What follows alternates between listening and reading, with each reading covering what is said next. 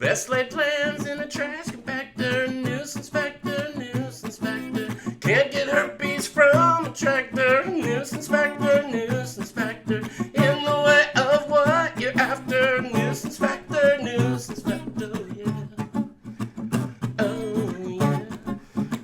Well, hello, Adam Rowe. Well, hello, Boris guys. How's it going? It's going good. It looks like we've got a returning presence here today. Indeed, we'd like to welcome back to the show Mr. Nick Edwards. Welcome back, Maybe Nick. the start of something beautiful.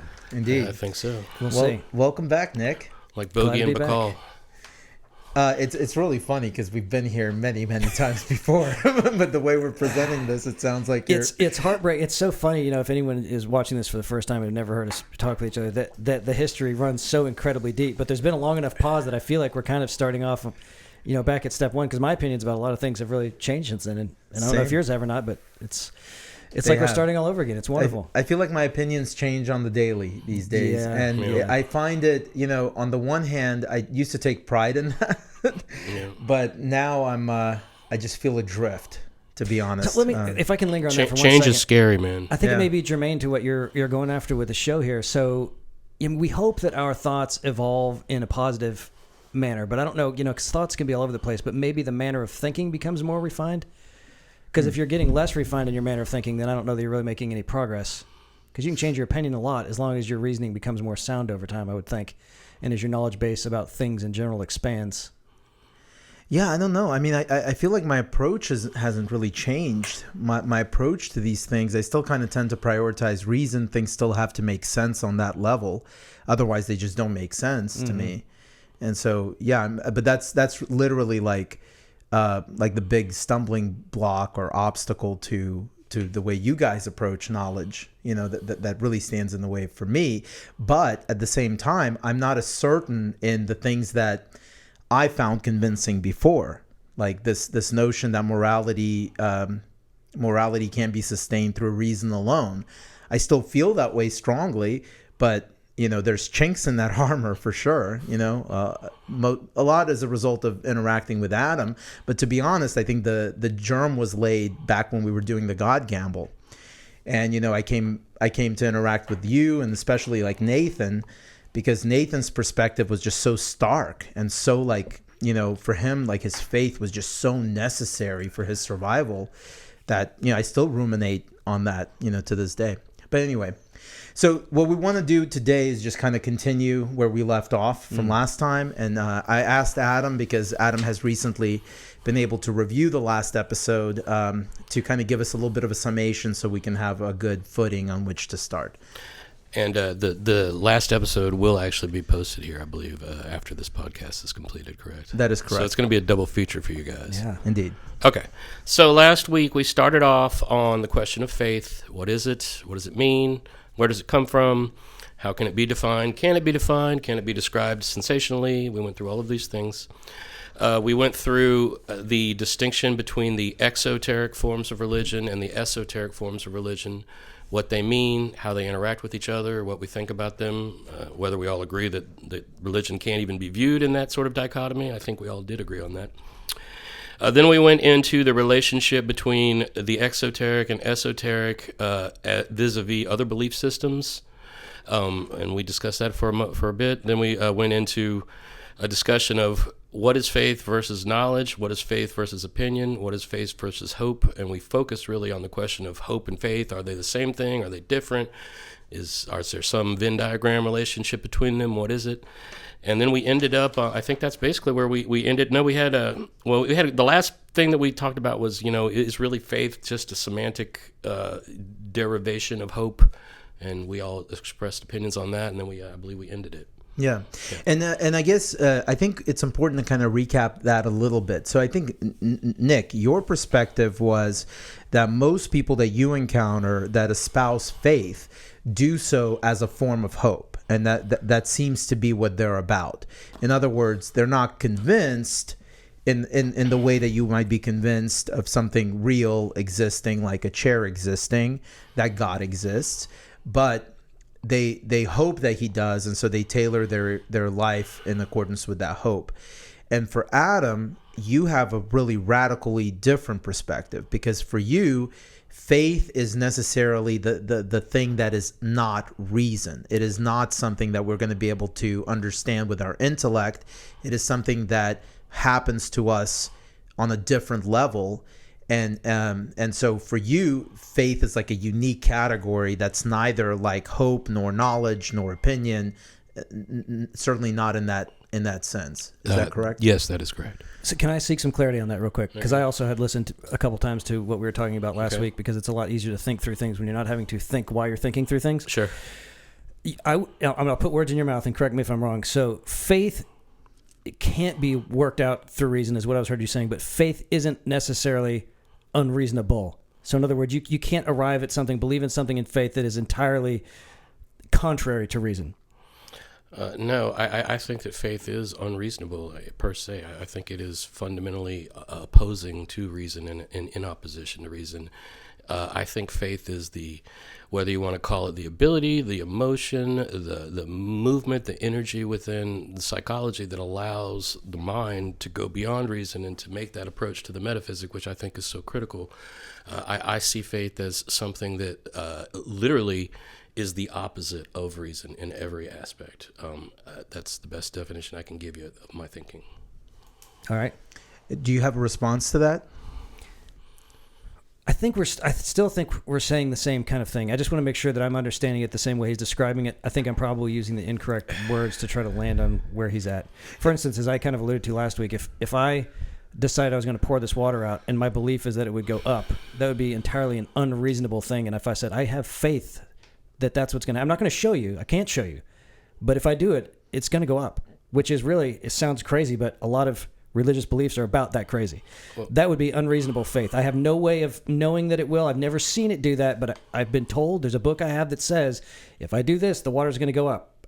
But I can't show you. But I have faith that's going to do that. That would seem like unreasonable faith to me.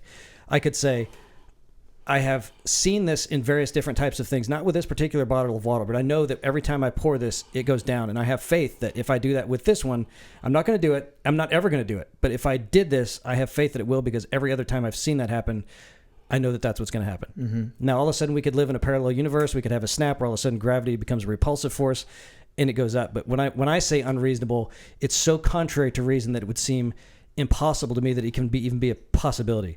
So everything within my realm of faith is at least within the realm of a possibility, which is a pretty broad spectrum.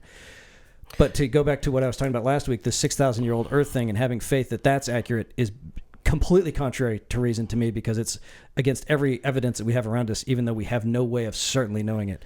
So, but do you see how do you see the tension here? There's another aspect, and what I've always said, and Boris can vouch for this, is that faith for me always begins at the point where reason breaks down and folds back upon itself and stops working. So, faith and reason are completely in different spheres in my daily life and in my approach to the world and interaction with the world. Okay.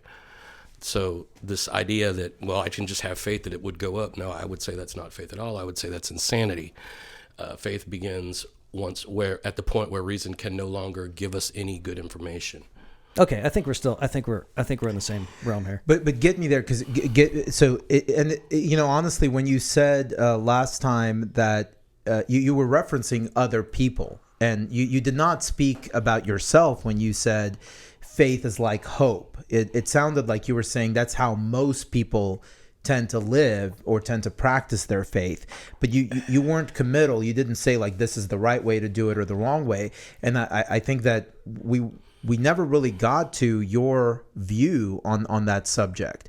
So in light of what Adam is saying now, and in light of what you just said, which seems to contradict directly what Adam is saying, the example you gave with the water. So in what way is your view actually similar to that of Adam? Well, my faith, when I'm using the word, is when I get up to the point where I'm trying to understand how something works that cannot be understood. And I have to make a decision about what I think is most likely going on. What is the metaphysics surrounding whatever this thing is that's actually happening? But there's a lot of things in the world that I don't understand, that someone could give me several different explanations for it that they might believe, but are so contrary to any possibilities that I would even allow for, that I would say I'm not going to have faith that you're right. Give me 3 or 4 or 5 things. 2 of those, I might have faith that those could be right. I can't know them. You can't know them, but I'll agree that that's a possibility. I'll have faith that that's right. And I may even live my life according to the belief that that's right. But there are some things that are so outlandish that I would just go, I can't even, I'm not going to make any decisions on any kind of faith that you might be right, because even though neither of us can know for sure, that's so far beyond the realm of something I'll even consider that's not even something I'm going to say that I have faith in. So I know we kind of have a general outline, but I feel like this kind of begs the question. We were talking about William Lane Craig's conversation with Alex O'Connor earlier. Yes. And specifically, William Lane Craig in that conversation defends the raising of Canaan as a moral action.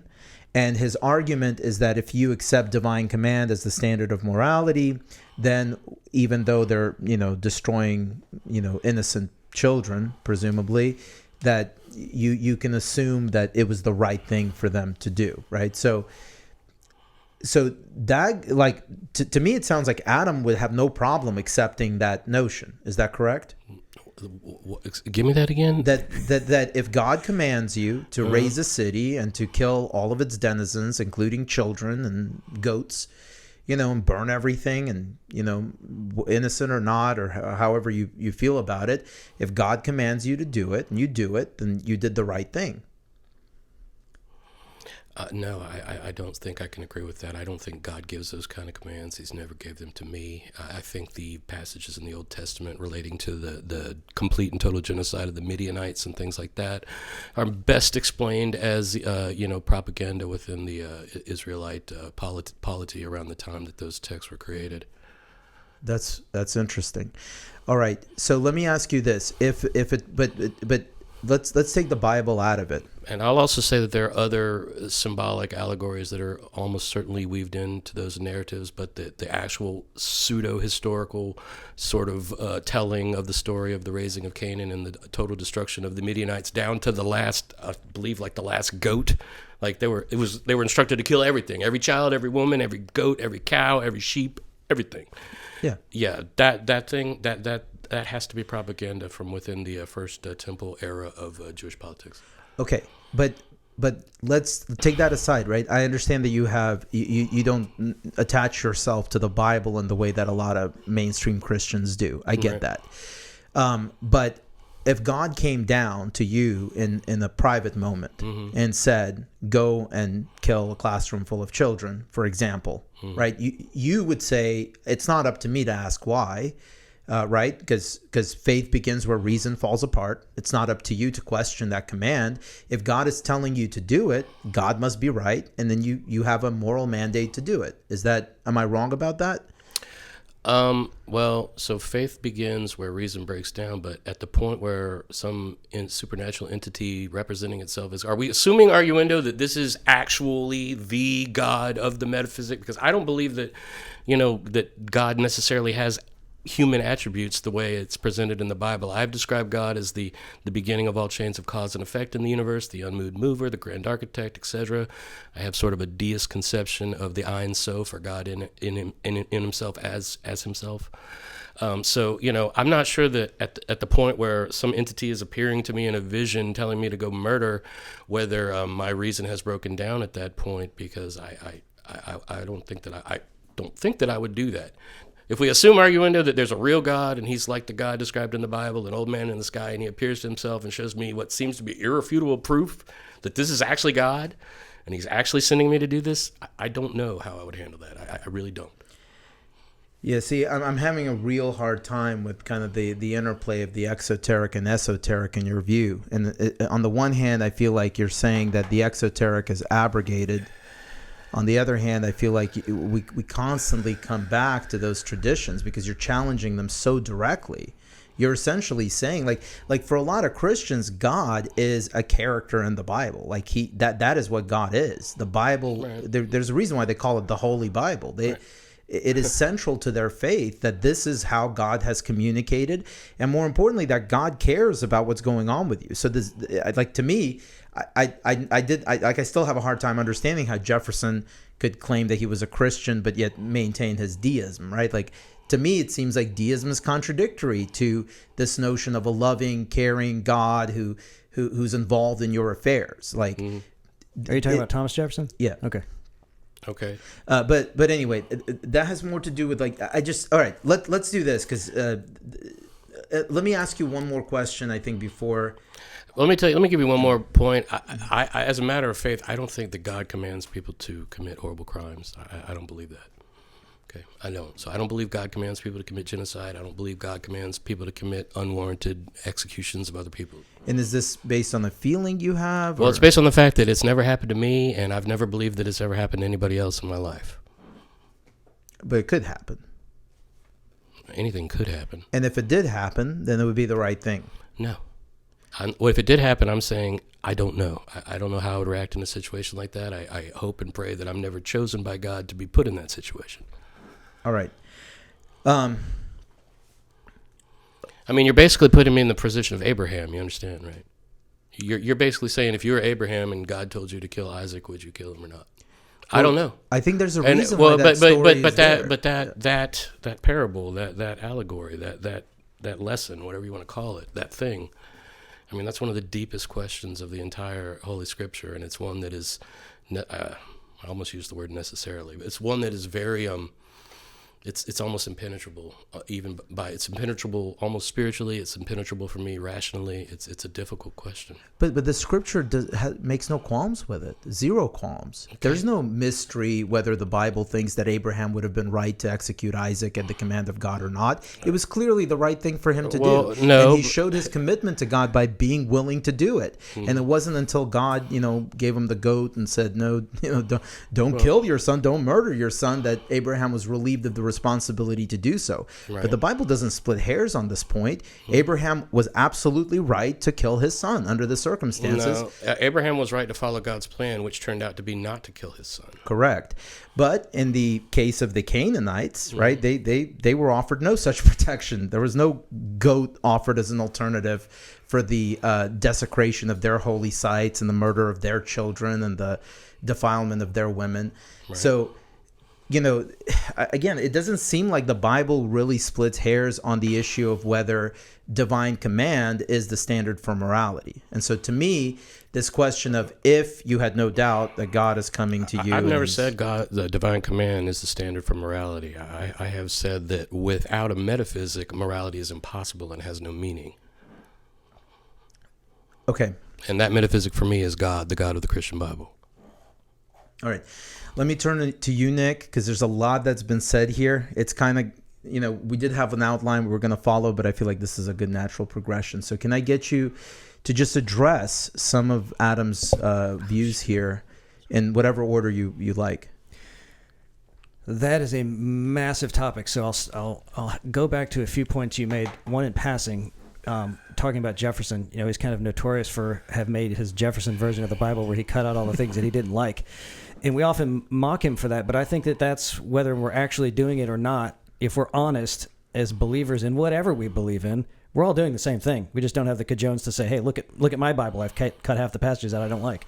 Martin Luther was pretty big on removing the stuff he didn't like. I mean, he campaigned to remove lots of parts of it. And I think we all do that. And the thing about it is that we didn't write it. We weren't there watching what happened. We didn't, so all of us to different degrees are trying to make sense of what we've got to deal with. And if we are fond enough of our tribe and fearful enough that we might be expelled from our tribe, we will say we believe whatever we think the tribe believes, which is the most dangerous aspect of every single religion. And I wish more people would be honest enough, and I know enough people over the years who have gotten to the point where they can be honest enough to say, yeah, I have my doubts about that. And I think that that's okay. If you get kicked out of your church because you say you have doubts with something that rationally you should have doubts about, you should probably look for another church. And that has become a very, very big problem with religions in general, is people adhering to the doctrine of the tribe. Most people don't believe 100%. In fact, I might even venture close to saying 100% of the people don't believe 100% of the things that everybody else does. But we all go into this building and act like we're pretty much on the same page. And in reality, if we're honest with ourselves, we're not. Nobody's even close to being on the same page. We make sense of the course of our reality of our life and try to line it up with the book, whatever the book is. Maybe it's the Torah, maybe it's the Quran for you, maybe it's whatever it is. We're just trying to make sense of life with whatever guidepost we choose to use in our life. And of course, I would endorse Christianity, but that's based on my personal experiences with that. So when it comes to, what would you do in the case of, the stories of the Bible and all that kind of stuff? Well, for getting back to that, which is totally shifting gears from what I was just talking about, I think that's an argument that we like to conflate and make a big deal about, but it's not something that is a major concern, I don't think, in this day and age, because the people that do feel like they're getting communications from God to do things like that, we usually qualify them as crazy, right? Oh, yeah. So the question then becomes... And rightly so, in my opinion. But imagine this.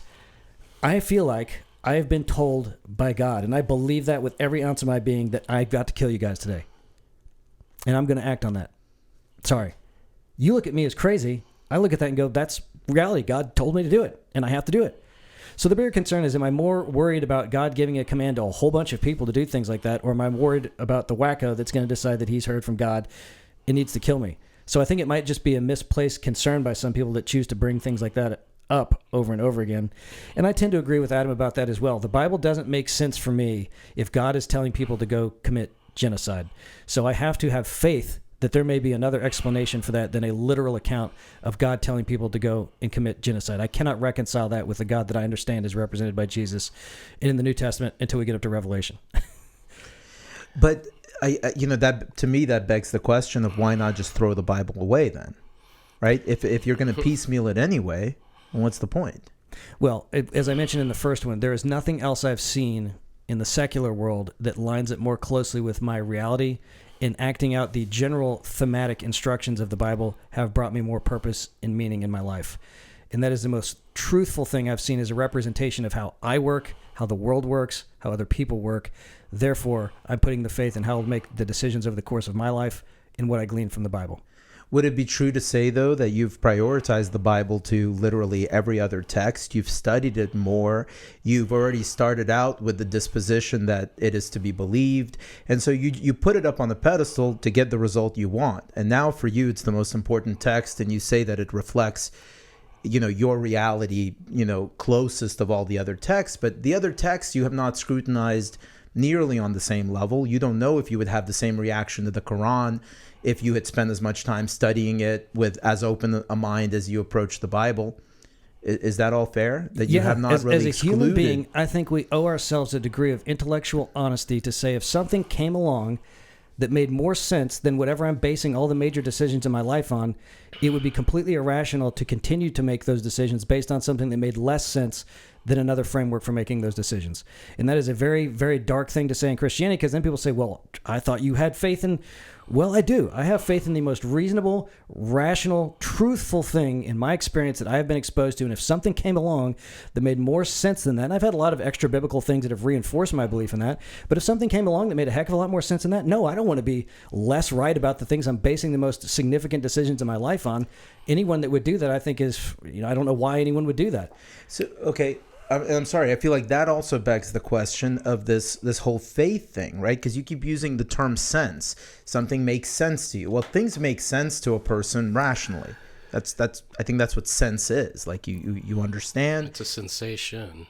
Well, there's reason is there's a sensation. That version of the word. The way I'm using sense, though, is meaning, in the sense that something has a meaning or a sense. Something that makes sense, as in there's a causal relationship that can be established. It makes sense with respect to our reason. But if faith operates where reason breaks down, folds over itself, then why are we talking about anything making sense at all? It doesn't have to. And certainly, if you're going to say that a book assists you in having this relationship with this thing that doesn't make any sense, that's an absurd concept. The book makes sense. To the extent that it functions like a text that is a mirror for a life of a human. That's its value, right? And frankly, that is its value to anybody who's seeking too. Like, as a person who's not a Christian, right? If I read the Bible, that's what opens the world of Christianity to me in a sensible way. So here's what faith means to me in that context. I could live my life without that, without making decisions based on that. In fact, it would probably be significantly easier for me to do that. But I'm having faith that by choosing to do that, make my decisions based on the influence of the Bible, that things will have a better outcome for me than not. So I don't know which way it could go. I could decide to be a complete naturalist, materialist, secularist, and things may be okay, may even be better. But I'm having faith that if I continue to pursue what I've gleaned from the Bible, that's going to work out better for me.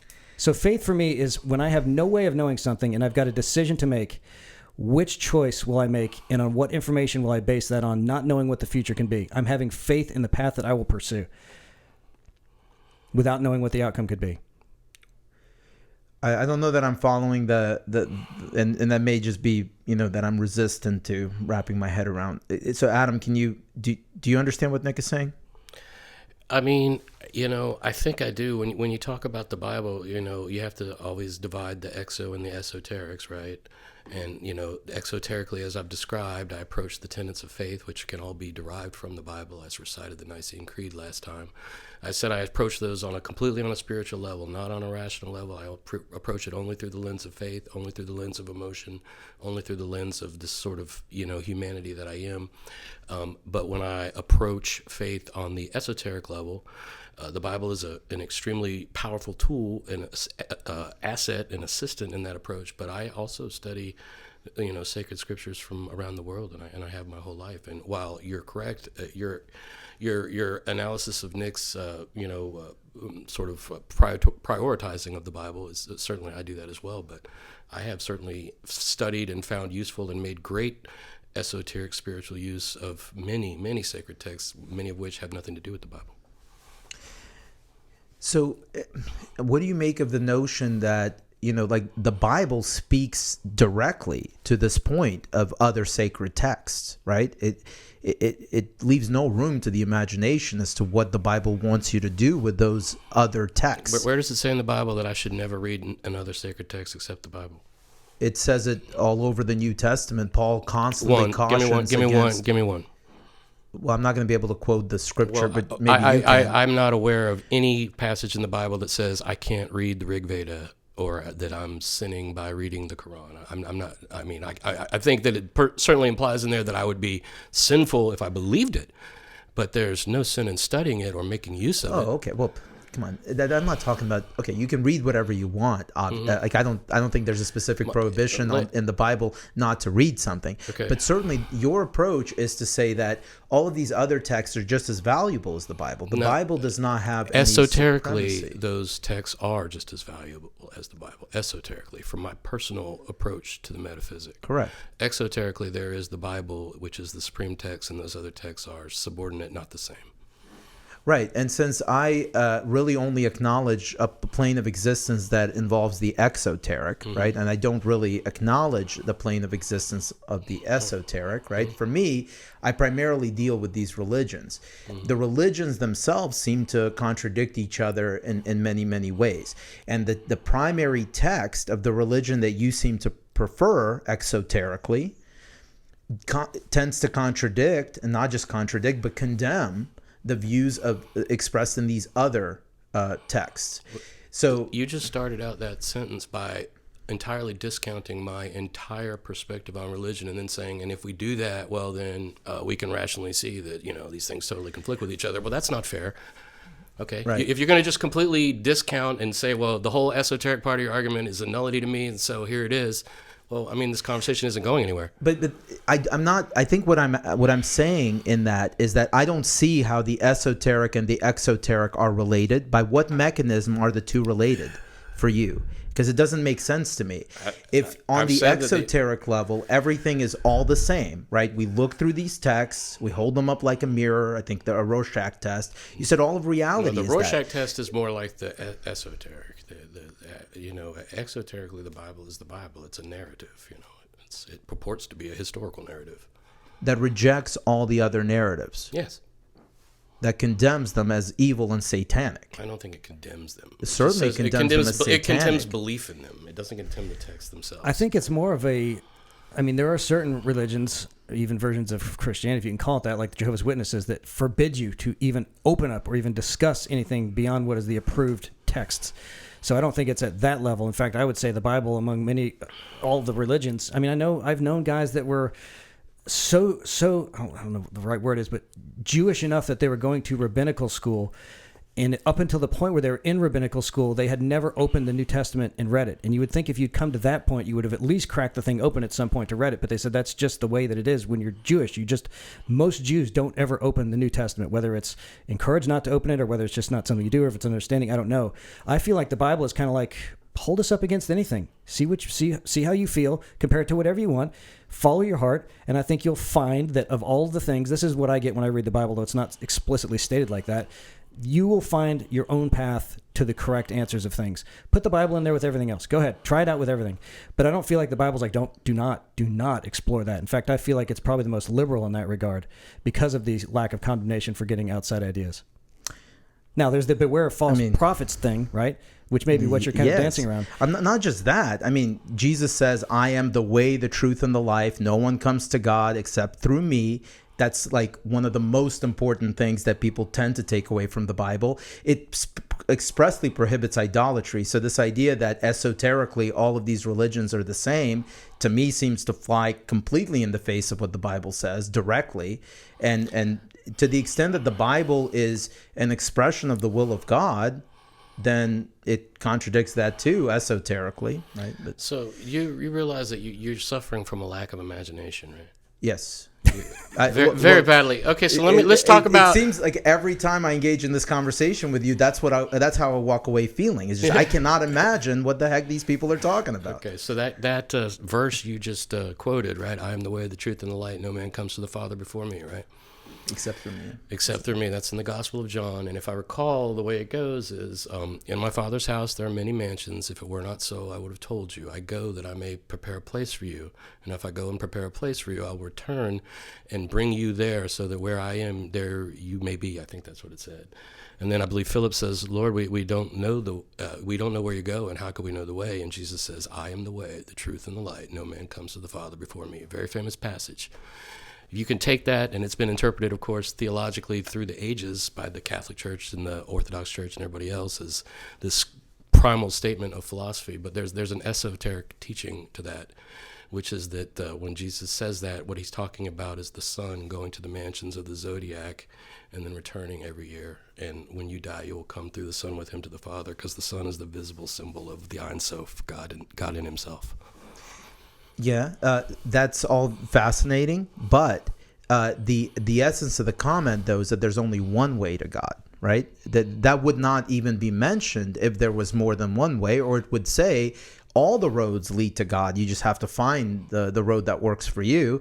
That would have been a pretty good way to describe what you're describing as far as your relationship with the esoteric is concerned. Well, one part of the relationship between the eso and exoteric is the exoteric was for the masses, was for the folks that didn't have maybe the capacity or the ability or the talent or whatever they needed to approach these deeper, more speculative, more sophisticated mysteries. And so there was always a public teaching and a secret teaching, and the secret teaching is the esoteric teaching.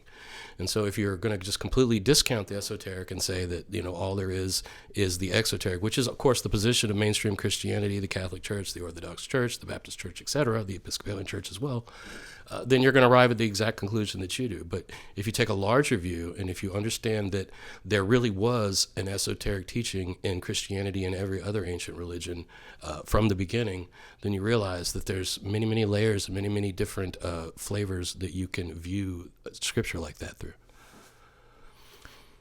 That still seems to completely dilute some of the Christian understandings, right? Even the basic tenets of Christianity seem to be undermined by that notion, because Christianity exoterically is based upon it being the true path to the exclusion of all others.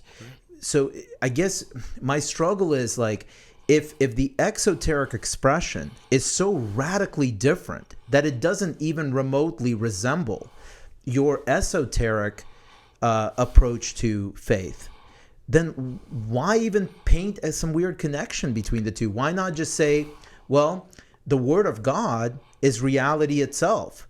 Reality reveals God to me. That is the Rorschach test, not any text, not any specific religious belief. So reject Christianity altogether. Don't read me the Nicene Creed. Just say you're a creature of faith. You believe in this amorphous eternal, all-powerful source of everything, and that's what you believe, and you feel like you have some kind of connection with it emotionally, and leave it at that.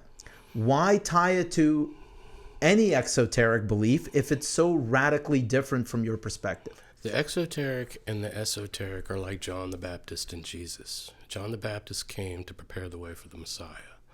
The exoteric comes to prepare the way for the esoteric.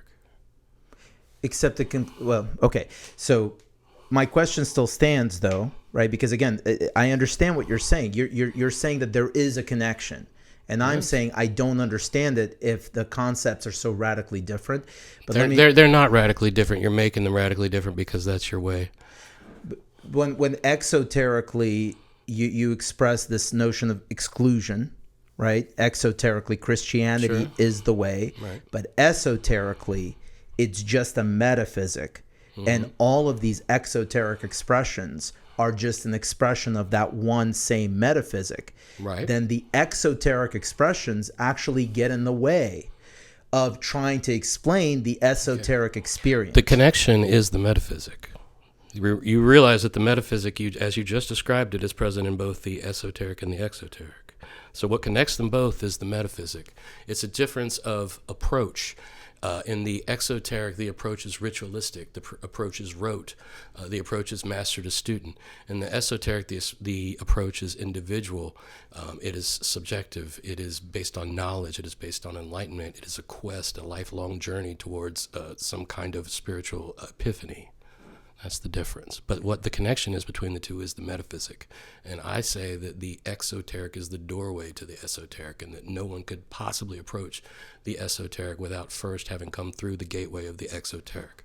I'm having such a hard time with that very concept, that very idea. How can such a disparate idea, this idea of exclusion and dominance and the one God, the one way, all of these rules that you have to live, all of these things that you must necessarily condemn as of the devil, i.e., not just other faiths, but also witchcraft and astrology, and like all of these things are directly condemned by the Bible. And these are esoteric, have an esoteric component. These belief systems also have an esoteric component that's presumably shared with the one.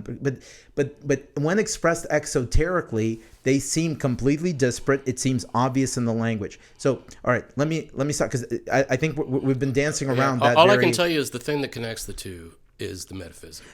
Again, that's not apparent to me at all, because it's the same metaphysic. Because what is exoterically described is the metaphysic is not different. Compatible with this esoteric metaphysic that you're describing, at least not to my mind, not yet. But let's see. Okay. So, Nick, let me ask you again, for my sake, can you respond to Adam? I would like to know, maybe in light of my questions, if my questions made any sense. Yes. To you, but this relationship between the esoteric and the exoteric. I'll first say something that may sound offensive, and then I'll tell you why it's not and why I don't mean it to be. It's pretty hard to offend me, bro. I'm a lawyer. Same for me. There's a lot of people out there that hate me. As long as we're on the same page with that. I've heard it all. Any mainstream Christian that heard that description would say, well, you're a universalist, you're not really a Christian. And I would say, believe whatever the heck you want.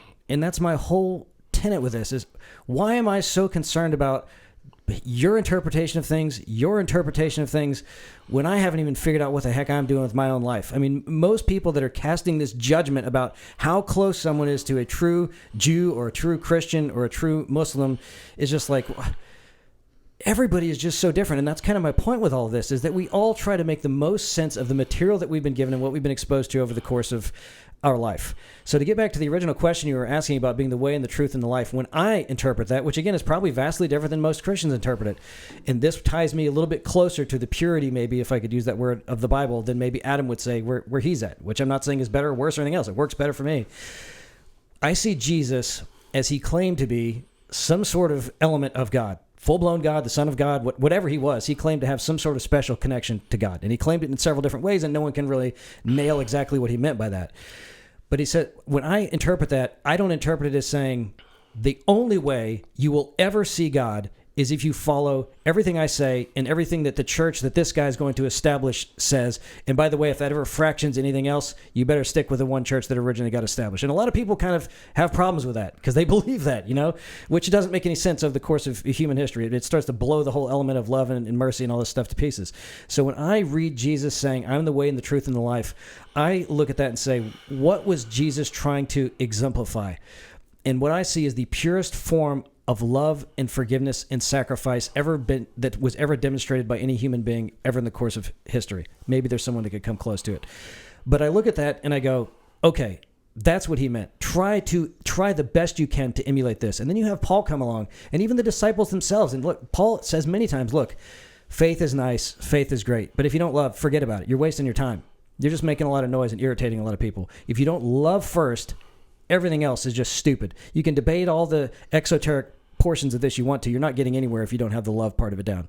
And I feel like that's what Jesus was really trying to exemplify. He was saying, let me show you how to love and how to forgive. You've never seen anything like this, and you'll never see anything like this again. But if you can do this, this is what your life will become like after you release yourself from the shackles of this world that has a lot of things that aren't love. There's a place where all that other stuff doesn't exist, and it's only an amplification of love like you can never imagine. Let me just give you a little taste of that. And if you can get that right, you have found the way and the truth and the life, and having life to the fullest. So when I look at other people, the only time I make any judgment about their belief system is when I go, you say you believe that and you defend that so vehemently, but you're obviously struggling to find your place in the world and find meaning in world.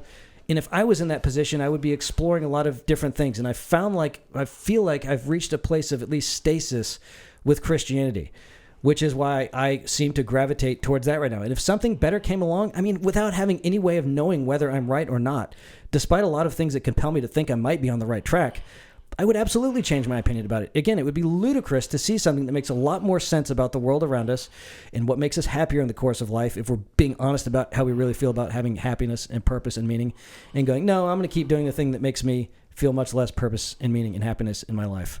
So I think that kind of gets back to your question about, maybe why I believe what I believe, where my faith stands on different types of things, and where I see the Bible fitting into all that. But it's weird, right? Like, it strikes me, your view strikes me as very pragmatic.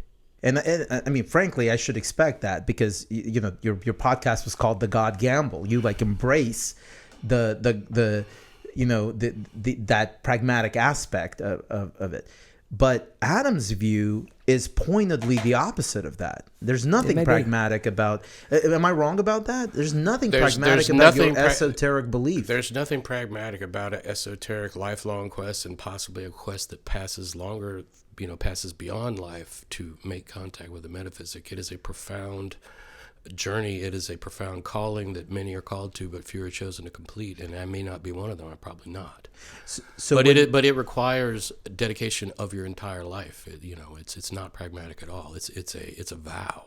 Okay. Yeah. So that's very interesting. So when Nick talks about sense, and I think you're using that word in terms of meaning because you said purpose, right? So meaning and happiness. Those are the two things that you said that if you find something else that gives you more sense or that makes more sense, gives you more meaning and more makes you happier, then you would have no problem abandoning this belief system for the one that accomplishes those two things for you. Mm-hmm. Again, that's a very pragmatic approach, and I can relate to that. That's what I'm after too. I want to discover some kind of objective purpose. I just don't believe, and so I have a real hard time with it.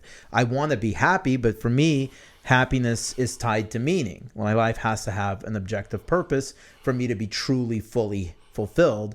And, so that's what I'm looking for. But for you, it's not what it's about at all. No. Okay. That is wild. Okay, that's really interesting. So on the one hand, I feel like we're on the same quest, right? Right. I'm exploring. I'm getting different ideas. I'm talking to lots of people. I'm sampling different things, doing little trial runs in my life of implementing this way of thinking through things. And it sounds like that's kind of what you are too. And it almost sounds like that if you found something that seemed to be a little offshoot of your standard course of the river, you might go down and explore that a little bit. And it may even be the main course if it made more sense. Am I wrong about that? Well, I explore everything, but it's been my experience, except for a period of my life when I had lost my faith completely, which lasted about 13 years or so. Besides that point, any time that I've ever explored anything, it's always led to a stronger connection to this path, to this quest for the Holy Grail.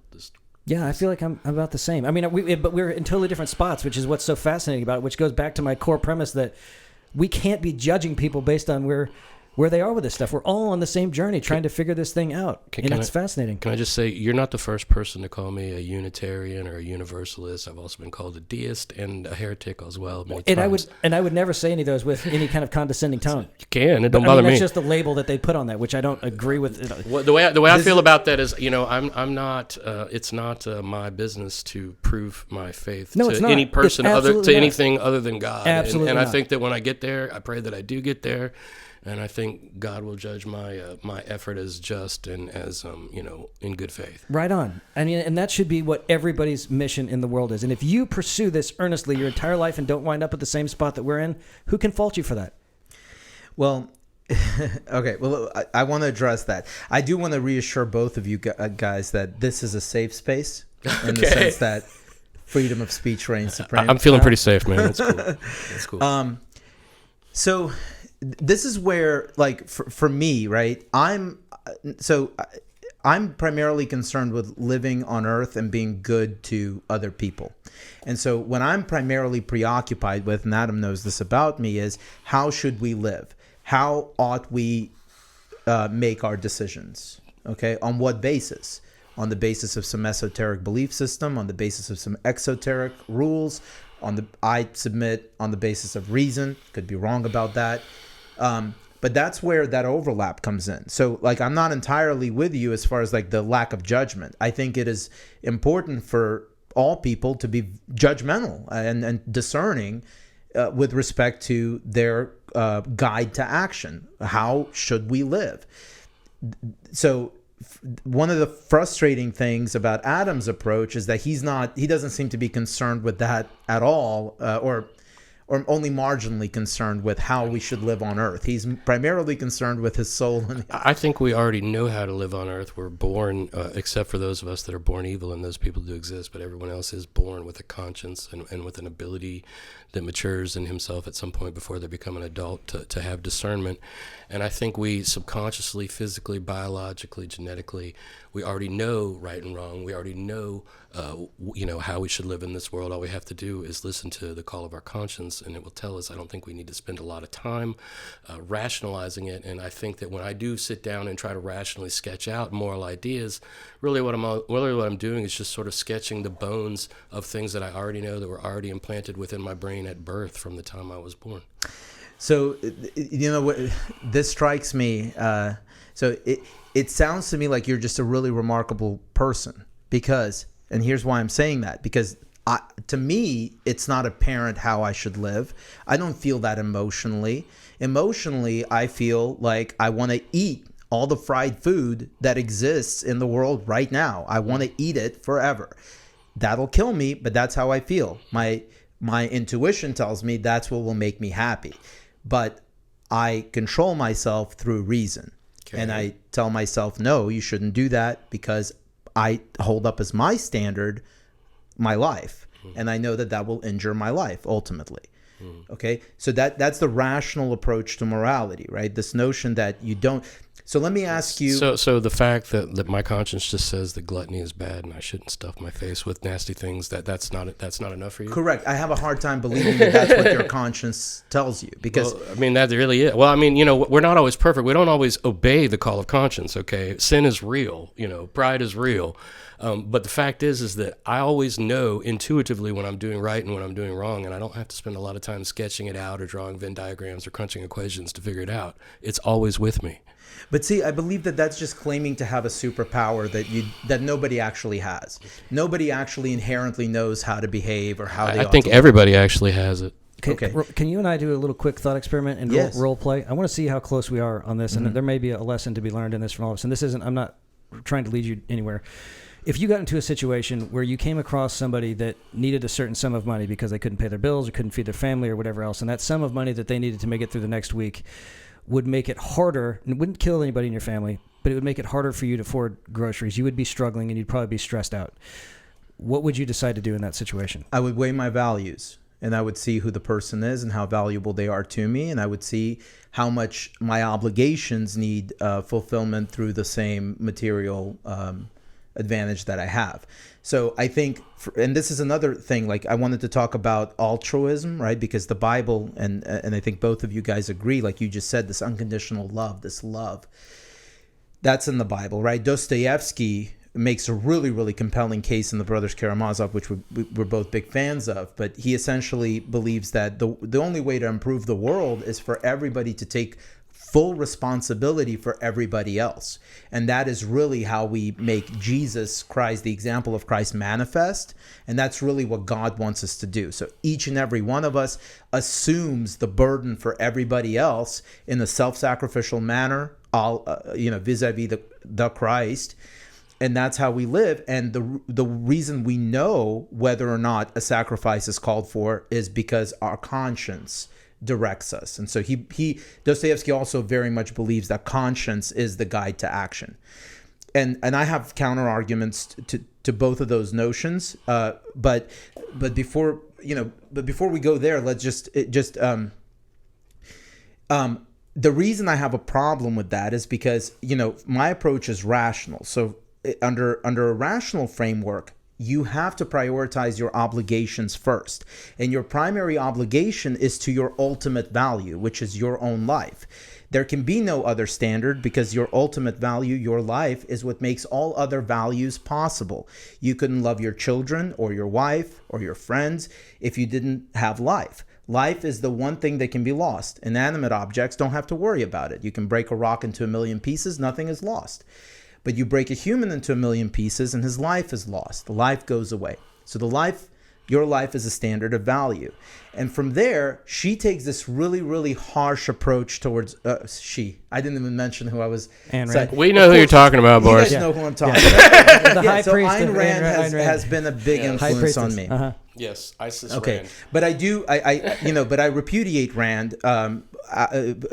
Following her. So after she states her premises, I feel like her analysis isn't really on point. Like her analysis, her philosophy of art, for example, I think leaves a lot to be desired. Okay, but more importantly, And I can tell you why.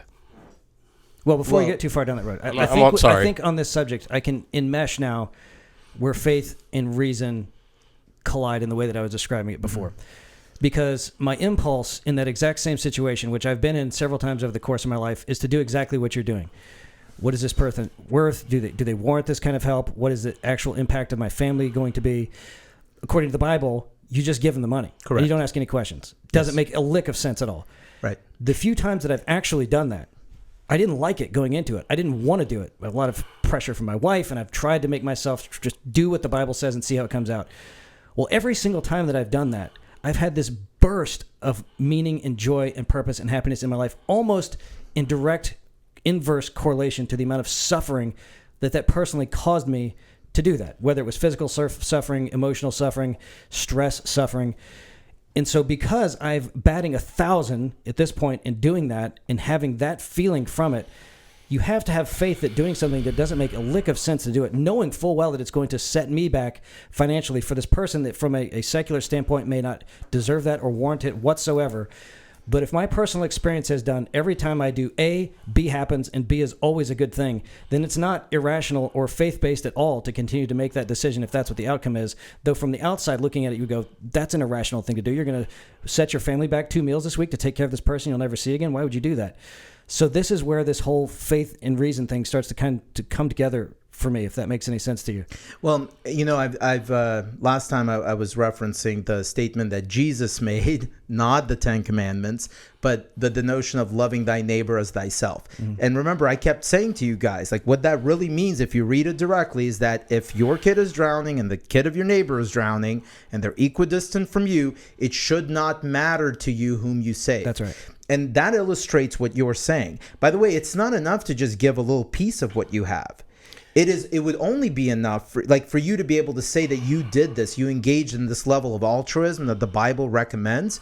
You would have to put your family at risk. You would have to be okay with your children drowning. Absolutely. In order to save your neighbor's child. So to me, this approach through reason, that is morally wrong. You should never prioritize your neighbor's child over your own. Only morally wrong if this is all we've got. If there is a metaphysic, then it's not morally wrong at all. Well, if there's not a metaphysic, then anything goes, and then the raising of Canaan is totally justified. Absolutely, it is. So long as Which you is my whole contention with the completely secular viewpoint. Anything has to go. No. What I'm saying is that what I was saying is that if the reason does not apply, if this life is not all there is, and we're taking into account the afterlife, then you should be perfectly fine with the raising of Canaan, so long as it came at the command of God. Yeah, but that's the problem. I can't my know for reasoning sure. would not allow for that. My reasoning would, my belief system, my moral belief system would not allow for the raising of Canaan. Unless it was a benefit to the Jews, and in their perspective, it was absolutely the best thing to do. No, because what... I'm not explaining the full perspective here. Again, it's not my own. It's just I've adopted a lot of Rand's thinking on this subject. I feel still, after all these years, I feel like she was correct. So let me ask you this. Okay, let's say we're the Israelites wandering through the desert. Mm-hmm. We're starving to death. And we believe whether, a little bird chirps something in our ear, we're all mass hallucinating, whatever it is, that where those guys are living is where we're supposed to be, because they got stuff growing over there, they got water, they got a defensible position. We're going to die if we don't take that ground. And we're probably going to have to kill everybody. So do we die or do we kill them? It depends. In order for you to take what's theirs, do you have to initiate force against them? Yes. Then you should not do it. So you should die first. That you're not, no, because by initiating force against them, you're declaring that no one has a right to live. And so we should commit suicide rather than go to war. No, we should look for other opportunities. I'm saying there's no but other there is no other opportunities. You're in the desert with 100,000 people. Fortunately, we live in the real world where that's never the case. Well, in the real world, it's never the case that I'm standing on a promontory where my child is drowning over here and another person is drowning over here. But we've been discussing it for the last 20 minutes. Yeah, we've been discussing it in theory because that's what the Bible says you should do, and it's absurd. Are we not discussing this? Are we not discussing this in theory? Well, we are, except... Are you the only one that gets to use hypotheticals? In this context, yes, because you guys are... Really? Okay. You guys are claiming the existence of this other directive that comes from outside of our reality, that comes from outside of reason, that comes in a way that we cannot and should not even try to rationally So that means that explain. I don't get to use hypotheticals in presentation of my thoughts, and you do? No, of course. That's what you just said. No, I'm saying that... What do Here's you mean, where I'm man? having trouble. You just I'm having said. trouble. Yeah. I'm really struggling. If there is no anything beyond this life. But hold on one second. Yes, the short answer is yes. That if your only option is between initiating force against a group unjustly or starving to death, you should probably opt to starve to death. Okay. Okay. Wow. Yeah. I don't agree with that, but that's awesome. Okay. But I mean, I think that's okay. I can wrap my head so, around it. So you are arguing rationally to be a martyr. No, you're not being martyred. You just don't have. You're martyring yourself for the God of reason. You're not martyring yourself for the God of reason. That's exactly what you're doing. No, I think it's noble. I mean, because if you're going to follow that framework, and there's nothing. Being a martyr is a noble thing for a spiritual person. I'm not saying it's ignoble. I'm saying what is you become a martyr for your new God, which is reason. This is martyrdom. You've replaced God with reason, and you're martyring yourself in this but hypothetical. You sacrifice yourself so that others may continue to have the value of their life. That's I'm what not martyrs do. Sacrificing myself. It would be a. That's what martyrs do. They die for what they believe in. The prohibition against the initiation of force, because by virtue of doing that, I will be declaring that no one has a right to live. Not I, nor anybody else. And then at that point, it's just a matter of me occupying that hill until the next strongest person takes it. And then Adam wins because then power I'm not reigns. saying you made the wrong decision. I think if that's the framework, I think that's the right decision. I'm throwing a yellow flag, man. There's a foul. That's a 10-yard penalty, man. I'm not saying you can't do that. I think if that's it's against the rules. That at least lines up with the full thought process with it. You would, instead of initiating force against them, make the decision to starve to death so that you're not depriving them of their right to life because you want something that they have. If you have no other options and death is because you value reason higher than you value life. You put reason in the place of God. And you're martyring yourself to that new God. It makes a lot of sense. Well, it has to do with what man is. And if man is bound by the rule of non-contradiction, then he should not act in a way that is contradictory, because that is what causes his death in every other respect. So what you're saying is that we absolutely know you're going to die. But no one can know that, right? You can. My hypothetical didn't call for some absurdity like that. It didn't say people will. It says kids are drowning and you have a decision to make. That's a reasonable hypothetical. Necessarily there's no alternative. You either kill these people and take their shit, or you starve. Well, that's why it was a little thought experiment. If those were the only two options, these are they're both. Wait. Let me just say they're both absolutely reasonable hypotheticals. You just don't like mine. Yours doesn't really make sense, though. Yours doesn't make sense to me either, brother. Why couldn't it be the case that the kids are drowning? Why couldn't it be the case that the Israelites are in the desert and the only choice between starvation and living is attacking the people in Canaan?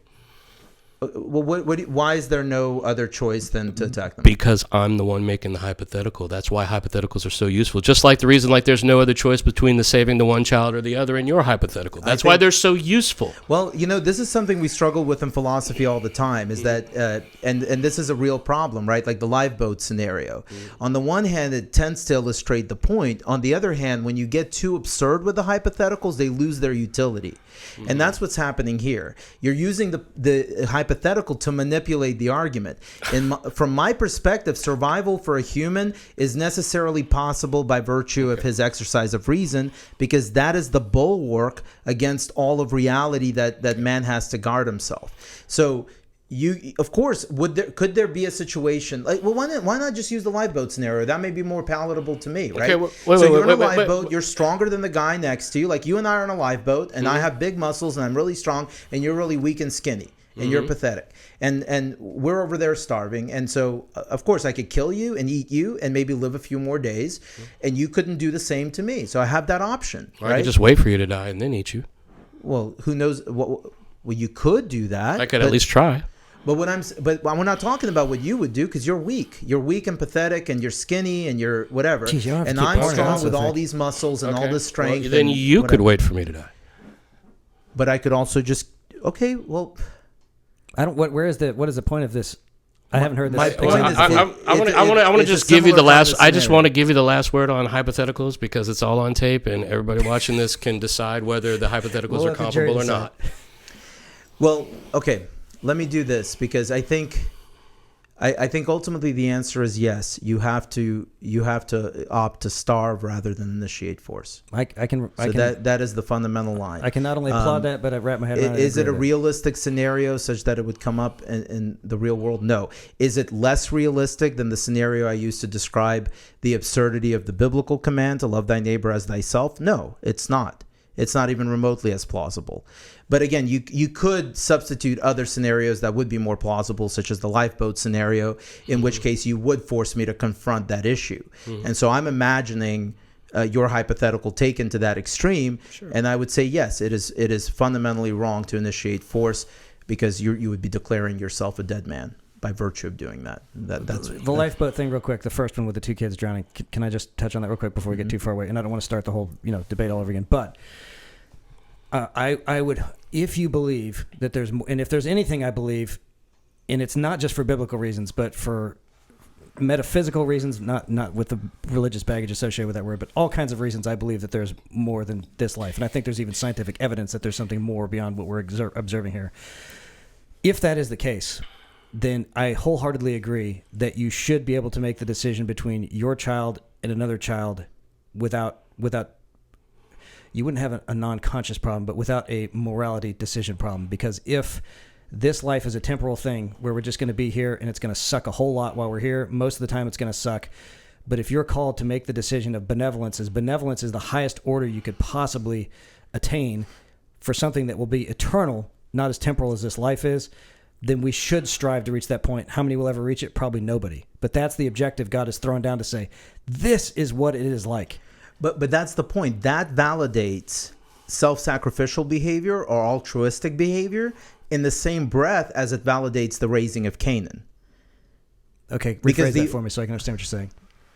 Well, because the only reason that there's a directive to be altruistic or self-sacrificial is because God exists and he mandates this from on high, similar to the way that he mandated the raising of Canaan. I would say there's a big difference, because when you're saving somebody else's kid, you're showing such an extreme amount of love, unimaginable amount of love for another person that probably doesn't warrant it because they're not even part of your family versus genocide of an entire people, which shows no love whatsoever. Well, no, why? If they were sinners, then you can twist. You're dealing with a text. Christians do not preach that we have the right to just kill sinners, man.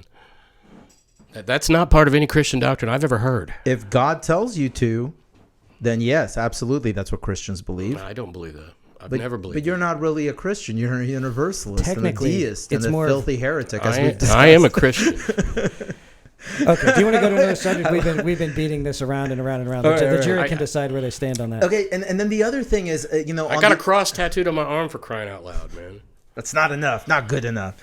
On the altruism bit, I wanted to say also, like, that's not all that the Bible calls you. And I wanted to get you guys' take on this, right? So the rich man, right? He comes to Jesus. He says, hey, what does it take to get to heaven? And Jesus says, well, the first thing he says is not to leave everything and follow him. The first thing he says is, have you observed all the commandments? Correct. And that seems to imply a very strong connection between the esoteric and the exoteric. Or it could completely devalue them, which I think is what's actually going on there. Okay, that's interesting. Okay, so what do you mean? Because he says, knowing that the guy's doing that, the guy's like, I'm doing all that. And Jesus goes, it's meaningless. What I need you to do is let go of all of the idols of this world. And the guy says, I can't. And he goes, yeah, I like that. Okay, so then that second point, right? There's another, and I have another like shade on that, and that's that one of the points that was taught to me about that piece of scripture is that the point was that nobody can actually follow the law in all of its aspects. It's impossible for any human. It's a superhuman task that could never be achieved. And so when he made the representation that he had in fact done so, Jesus was mocking him when he said, well, then just go sell all your money and follow me. But I love that. I love that passage. It's just so nails the human spirit. Yeah, I mean, it's an interesting interpretation. It's a less literal interpretation, obviously. Well, I don't know, man. I mean, if you put yourself in the mind of Jesus, that makes all the sense in the world. So, okay, but then that brings me to the second point, right? Like you were expressing to me that there have been times in your life where you were altruistic, and you found it to be rewarding, right? Like that to me sounds like, when I was still a very faithful Christian, I remember I tithed for the first time, and then I got my tax return. Yeah, right, yeah. And I was like, yes, everybody's got a story like works. That. Yeah, the mortgage refund, the escrow account. But it feels like what this is saying is that you really need to be able to put yourself in peril. Like that's the kind of sacrifice we're talking about. It's the sacrifice that you make to pursue the esoteric path, man. You have to put the esoteric path before everything on earth, before every idol, before every money, before every sex, before every pleasure. That's one of the lessons of that part of scripture. And so this altruism, right? Like if that's what you gain about morality from your belief system, if it is altruism, I'm saying it's not about altruism. I'm saying it's about rejecting the world. It's about it's about dedicating your entire life to this quest for enlightenment, for gnosis, for the Holy Grail, to make connection with the metaphysic. And you do this how? By thinking about it sometimes when you're comfortable? By practicing spiritual disciplines, by trying to live according to my interpretations of spiritual ideas. I'm not going to go into my own personal practices. That's not part of this discussion. So do you repudiate then what Dostoevsky felt like you had to do, which is to suffer? No, we have to suffer. The whole point of that passage is you got to suffer. You got to give up everything that brings you comfort. You have to endure extreme pain if you want to have any chance of transcending the world of material matter and making contact with the world of the spirit or the world of the metaphysic or the world of God. That is exactly what it means, and I'm saying exactly what Dostoevsky said. That totally makes a lot of sense to me, right? Wow. That's like you've never said that to me before. That totally makes a lot of sense to me. Well, we've read Dostoevsky. I understand what Dostoevsky says. Golly. But what I'm saying is that you guys aren't doing that. I mean, I don't see you guys doing that. I never said I was perfect or that I was a great Christian or that I was necessarily, I never claimed to be King Arthur or strong or Paul to be doing that. And I feel dissatisfied with the current state of my life. I've lost a lot of interest in pursuing the things that were very important to me materially over the course of my life. And, you know, there's that fine line between, do I become like a recluse and live the ascetic lifestyle where I'm truly torturing myself and depriving myself and praying for 10 hours a day? And a lot of people have done that over the years, but I don't see that as when you exclude the ability to share love and support one another in community relationships, I think you're still missing the point. An example, my half-sister majored in Spanish in college and got an education degree, but she went down to Cuba for a while. She somehow got on some deal to get down to Cuba for a while to live with some people down there and to help them. And she said they were literally living in cardboard boxes with like tarps for roofs and things like that. And she said they were the happiest people she'd ever met in her life. They had nothing, literally. Didn't know where they were going to get their next meal from. But she said because everyone had to rely on everyone else for support, unconditional support.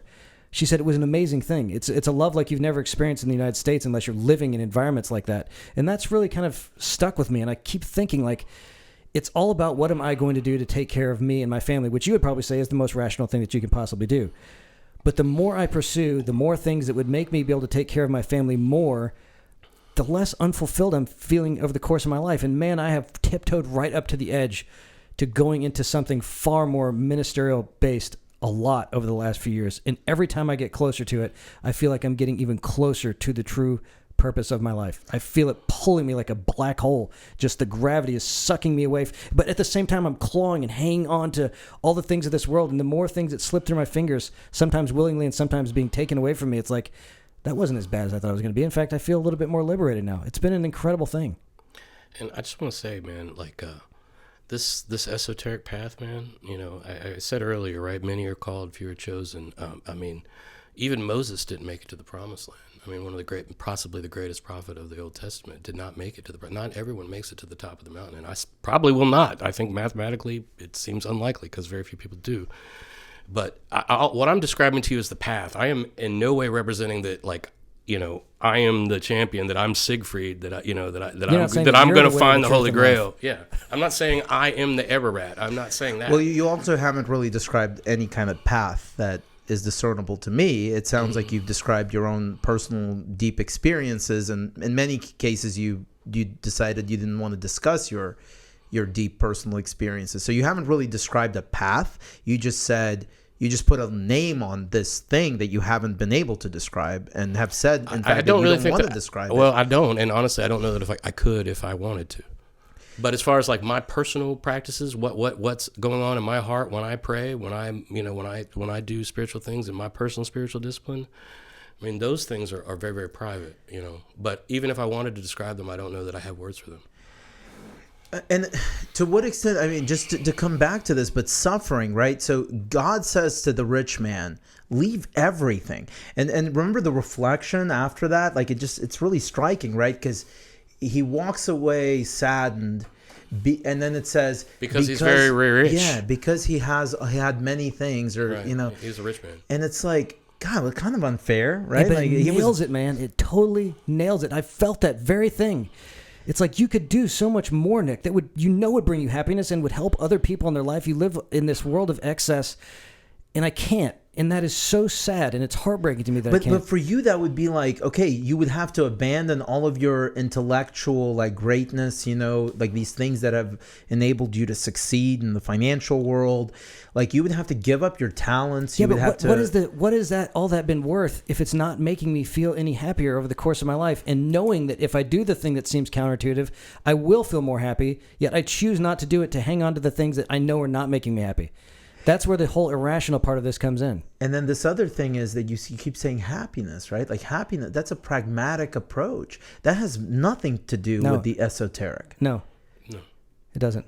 We definitely differ on that kind of. And I find it fascinating, and I embrace it. It's wonderful to see how people are just making life work. So why is happiness? So I guess this is more a question for you. Like, so do you believe that it is appropriate as a Christian to be oriented towards happiness as the primary goal of your life? If we have the choice of pursuing things that make us feel more purpose and happiness and joy in our life, or doing things that we know are not going to bring us to that point, although we may be misguided through different phases of our life, it's kind of a trial and error thing. You know, we try to figure out what makes us feel better. And we consistently choose the things that we know are not bringing us any more of the things we really want in life. It makes no rational sense to me. And if you look out in the world, most people are choosing the things that make them unhappy. And then continuing to pursue them and sacrificing, hurting themselves and their family and relationships to pursue this stuff that doesn't really bring us maybe a sense of purpose if our purpose is to get rich. And for most people, that is their purpose. And you go, well, then you're rich, and then what happens? Are you happier? I mean, I work with rich people every day. There's no correlation between net worth and happiness. Okay, Adam? So can you speak specifically to the happiness bit? Okay. So well, how does that factor in? Well, I'll say it's interesting. That's a really interesting point because it seems to me that like one of the big differences between the Old Testament, which is primarily Jewish, and the New Testament, which is of course Christian, is that I think the emphasis in the Old Testament is on obedience, and that if you are obedient, you will be happy. You will find happiness. It's low and it was good, and he saw that it was good, and the grapes of glory came in. This is all in the Old Testament. When you get to the New Testament, what you find is a ethos of aestheticism, of rejecting of the material world, of transcending the matter of for the spirit, of subjecting or subjecting the matter to the spirit. And so there's a totally different ethos to me between the teachings of the Old Testament and the New Testament on this point of happiness and whether that is the point. Yeah. And so your conclusion today, or like insofar as you were able to form one, as far what is the role of happiness? Does happiness define purpose? Is it even important to pursue happiness? Or maybe it's more important to be discontent, or malcontent? I'm not sure the pursuit of happiness has much to do with the pursuit of the metaphysic in my way of thinking. That's my feeling too. But for you, Nick, is it central or? Yes, I don't like feeling unhappy. And if I'm doing things and thinking things that are making me less happy, right? It's really interesting, it right? is. Like, wow. So how do we? I didn't expect this to be the kind of weird sticking. But maybe point. Happiness and satisfaction and purpose comes from the journey for you. I mean, most sane people don't intentionally pursue things making them miserable, at least not in the long run, if they can find alternatives for it. Yeah. I mean, for me, in my own personal experience, my life, although it is certainly filled with pain and sorrow as a Christian, it was considerably worse and filled with more and much bigger and more bleak and dire problems when I was not.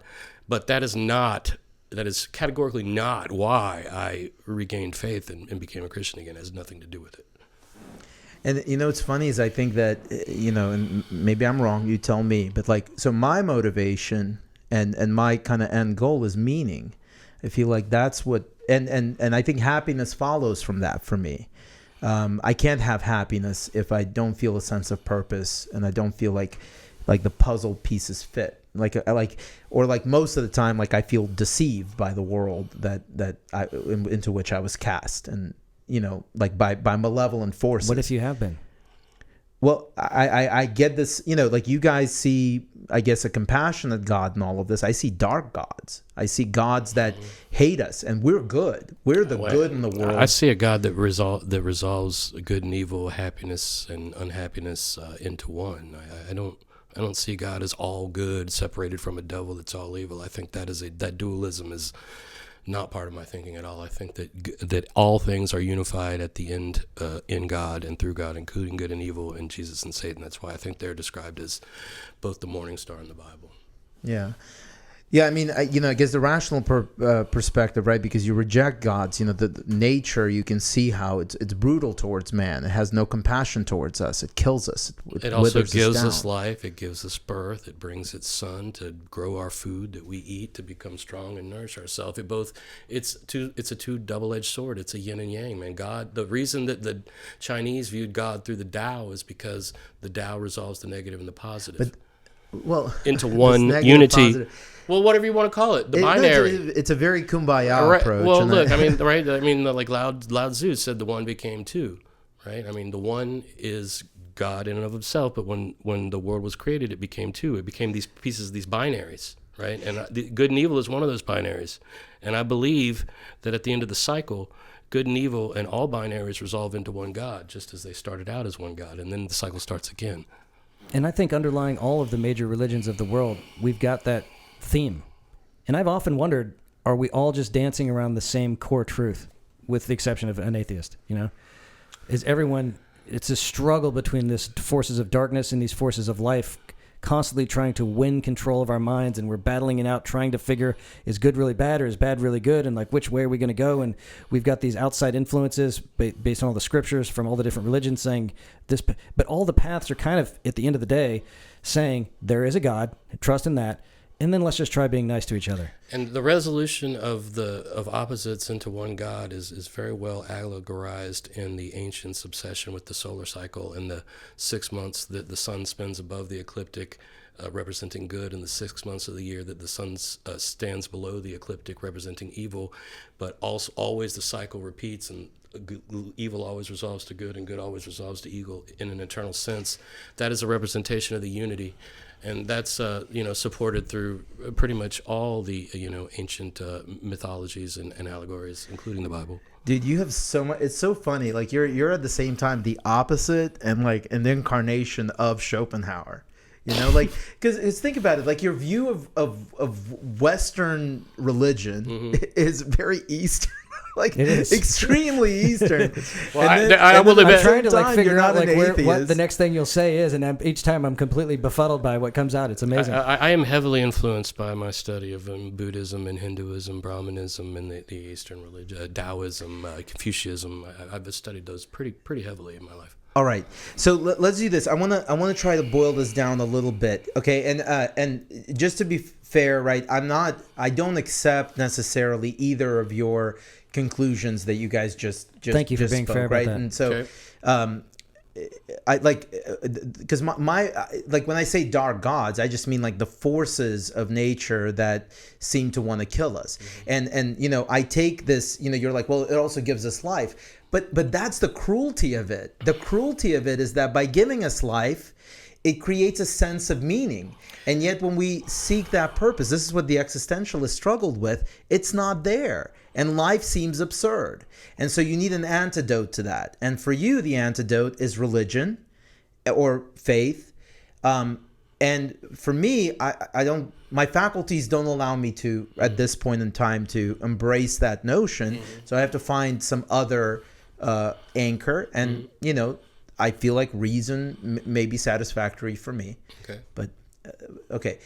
But I think more importantly here, and this is kind of where we got to, you said that what you're concerned with is happiness. I said meaning. And it seems to me like, or I don't know if I said it, but that's what I'm after. I feel like happiness is derived from Sure. a sense of meaning. And for Adam, I feel like that's also the case. I feel like ultimately you're after meaning. You're just... Absolutely. I think we all are. Everybody So, should and then maybe you are too. So maybe it's not happiness. Maybe you were just using the term happiness as a substitute for meaning. It's good. Joy and happiness are kind of a byproduct of getting closer to finding meaning, I think, in your life. It makes decisions easier. And so it almost sounds like we're on the same path. Of course we are. One of the most profound realizations, epiphanies, satori of my life was that, I can't conceive meaning without a metaphysic. It's not possible. It's just not going to happen. So if I want meaning, I got to have a metaphysic, period. Yeah. And, and that was a watershed moment. That was I'll tell you what the watershed moment is from this, and I think it's incredibly profound. So we've spent now 3 hours probably talking about all this stuff. Yeah. And I think the conclusion we've arrived at was just stated by Boris. Everybody on Earth is looking for the same thing. And we've got all these different ways of getting there. And all of the most destructive things that humans have ever done to each other over the course of history is us having a problem accepting that we're all on these individual journeys. It really is. Toward the same thing? Yeah. Meaning. We're all looking for meaning and purpose and happiness in our lives. And it's the tribalism that builds up around that. When, again, if Adam wasn't sitting here, if I wasn't sitting here, if we had two people calling themselves Christians that could be as open and honest as I feel like we've been throughout this, it would be the same flavor. They wouldn't agree on hardly anything. They'd have completely divergent, if they were really being honest, opinions about the Bible and all this kind of stuff. Now, you could have the guy that wants to toe the line of Baptist or Methodist or Presbyterian or whatever. But even he, this is going to sound very presumptuous, he wouldn't be honest. I've known enough guys, hundreds if not thousands of guys. I haven't had a lot of private sessions with women. But once you really get down to it, they're all over the place. And to sit there and go, you're wrong, when no one has any way of knowing, and then to judge someone based on the way they're thinking through their experience in life, what a ridiculous thing to do when we could just go, hey, we're all on this journey together, and it's great to hear your perspective. I've learned things from you. I've learned things from you. Maybe we've learned from each other. Maybe we're all better because of this. But instead of going, well, I can't spend a lot of time with Boris because he might pull me away from my tribe. A lot of people think but that. have you noticed it's not like it's entirely uncontentious. So the only qualm I have with what you just said is I don't think we should all just be patting each other on the back. I think we should be having these really, really stringent Absolutely. Conversations. Because there's so much that we don't know, and we think we know everything, which is where the egotism comes from that leads to lots of violence and hatred around the world. I agree. These are essential conversations to have. Right. So this was interesting. We didn't actually get to speak about the inerrancy of the Bible or the importance of Israel. Well, maybe I'll get to come back if we have something left on the table. Absolutely. In fact, let's leave the invitation open, and we'll have you back as much as you're willing to come back. That's my way of softly getting my toe in Boris's door before he slams it on me. Yeah, right. So Nick, let me. I'm going to ask the Cipher Divine here for. Actually, Adam, do you have anything to add? Because I think we just it was Nick and Boris kind of talking just a moment ago. No. I'm ready to, I guess, predict. Okay. All right. So before we let the Cipher Divine make the prediction for this week, Nick, do you have any kind of summation that you want to offer based on like what you're walking away with, I guess? Well, this is advice for everybody, because I know people on both sides of this coin. Christians, don't be afraid to talk to atheists. Atheists, don't be afraid to talk to Christians. Leave your emotional baggage and hang-ups at the door. Just understand that we're all going for the same thing. And just tell each other how we feel, what we think about, why we're experiencing life the way we are. There's so much value in that. Agreed. And it's also okay to get upset and to upset others. Sure. And we don't need to make a whole thing of it. Adam and I... Boris and I have been arguing literally for 20 years, and we're very still bluntly, buddies. I would say, with nothing holding us back. And I would say we're still bosom buddies. Indeed. Well, that sounds kind of weird in this No, day it doesn't. and age. That's from Anne of Green Gables, one of the greatest books ever written. Okay. Adam's like, yeah, right. All right, Cipher Divine. Man, tough one. Yeah. So this is it has to be a looking forward prediction. It needs to be an actual prophecy. You are the Cipher last Divine, week's not an I. actual prophecy? No, last week's was a prophecy, but it was a prophecy going forward. I'll let you develop your own predictions in the way that you see fit, sir. There are storm clouds on the horizon, and a great rain will come, but it will pass, and we will still be here. Whew. All right. All right, I'm banking on that. I'm going to go ahead and make my car payment then. All right, guys. I advise it. So we did not, again, we didn't touch on a few things that I really wanted to discuss with both of you. I wanted to really talk about the inerrancy of the Bible, the description of God in the Bible, the role of the devil, which we sort of touched on. We should do a whole show on the devil. Absolutely. I wanted to talk about the biblical treatment of Jews as God's chosen people, about the role of Israel in the end of days. These are all things that I grew up learning. And Did you know that I know why the devil has horns and cleft feet? Would you tell us? Do you want to know? Yes. Okay. Well. There was a pause there. Okay. An apprehensive pause. When the sun is at its lowest point in the ecliptic, okay, at its lowest point, December 25th, right before it starts rising up the ecliptic again, right? That's the lowest point. I have no idea what you're talking about. Well, it's true. Well, just trust me. This is a objective, scientific, rational fact. On December 25th, the sun reaches its lowest point in the ecliptic. Believe you. Okay, that is in the sign of Capricorn. The lowest point in the ecliptic is a metaphor for hell and for Satan at the lowest point. And what is Capricorn but a goat with cleft feet and horns? There you go. Whoa. All right.